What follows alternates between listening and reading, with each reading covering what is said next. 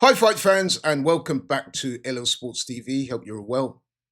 Those of you who watch me on a regular basis may recall a fight I covered back in June of this year. It was a fight for the interim flyweight title between the holder, Galal Yafai of Birmingham, and he was taking on Francisco Rodriguez of Mexico.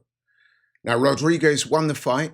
He dropped Yafai three times on the way to winning a unanimous points decision. It was a really good fight, but it was also a hard, grueling fight. The type of fight, I've got to say, which can shorten the careers of many fighters. It was basically round after round of engagement and sustained action. It was also Galal Yafai's first professional defeat. But there has been a dramatic development since they fought, which will likely impact the result of that fight. Now, why do I say that? Because, surprise, surprise, Francisco Rodriguez has failed a post-fight drugs test.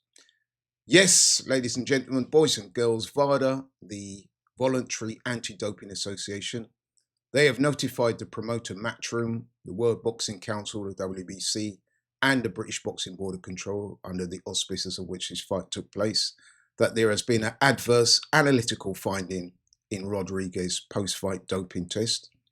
Now, the matter is to be investigated by the British Boxing Board of Control.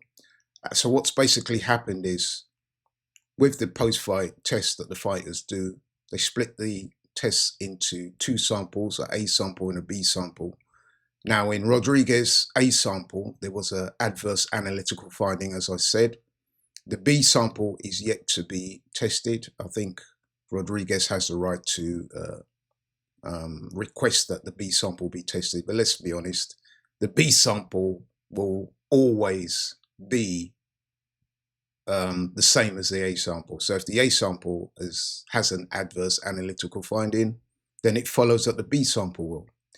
So I guess the upshot of that is that it's very likely that Rodriguez will now be stripped of the title and the result will be overturned. However, although I said surprise, surprise, surprise, I was being obviously sarcastic, because as bad as this is, it should come as no real surprise, really. In fact, if you look back at the video I did, and indeed I looked back on it this morning before I recorded this video, 8 minutes and 50 seconds into my post-fight video, I said that I could not help but point out that Rodriguez was being trained for the fight by Eddie Reynoso. And the reason why I thought that I had to mention that is because Eddie Reynoso, he has an extremely dodgy record when it comes to training fighters and then testing positive for PEDs. And I said at the time that I hoped there would be no skullduggery and nothing would come of it. But I said I felt it incumbent upon me to raise it. I felt duty bound to raise it because at that particular time, when I made the video, I could count 6 Eddie Reynoso fighters that had tested positive for PEDs in boxing. Now this particular failed test of Rodriguez, that makes it 7 of Eddie Reynoso's fighters that have tested positive for PEDs in boxing. And that list of shame includes none other than Saul Canelo Alvarez, which is his top fighter, superstar boxer from Mexico. But there are also other high-profile fighters on that list of shame. Oscar Valdez, Luis Neri, Julio Cesar Martinez, Ryan Garcia, Jaime Munguia, and that one was very recent, and now Francisco Rodriguez Jr. So that's 7 fighters now trained by Eddie Reynoso that have failed drugs tests. I mean, it goes without saying that the result of this fight with Yafai and Rodriguez, that should be overturned. Rodriguez should be stripped of the title, and I think Rodriguez should get a lengthy ban. And given his age as well, a lengthy ban could pretty much put him out of the sport. But what I also think should happen, and I'm really strong on this, is that I think that the WBC or whoever the relevant boxing authorities should launch an immediate investigation into the practices of Eddie Reynoso. For me, it simply cannot be a coincidence that 7 fighters that he's trained, all high-profile fighters, all champions, have failed drugs tests. something has to happen, and it has to happen immediately. And this is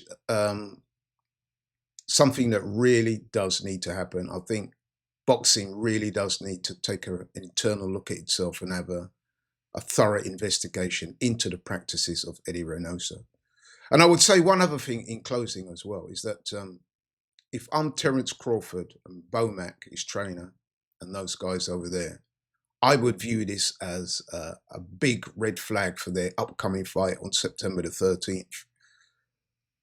Terence Crawford, if I was you, mate, I would insist not only on drug testing, which I'm sure they have, but they should also insist on full probity and full transparency, because I just don't think you can trust Eddie Reynoso. I don't think you can trust the WBC.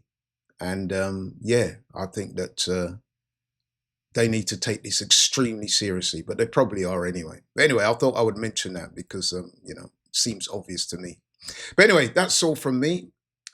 Yet another drug cheat scandal, something that is really darkening the sport of boxing.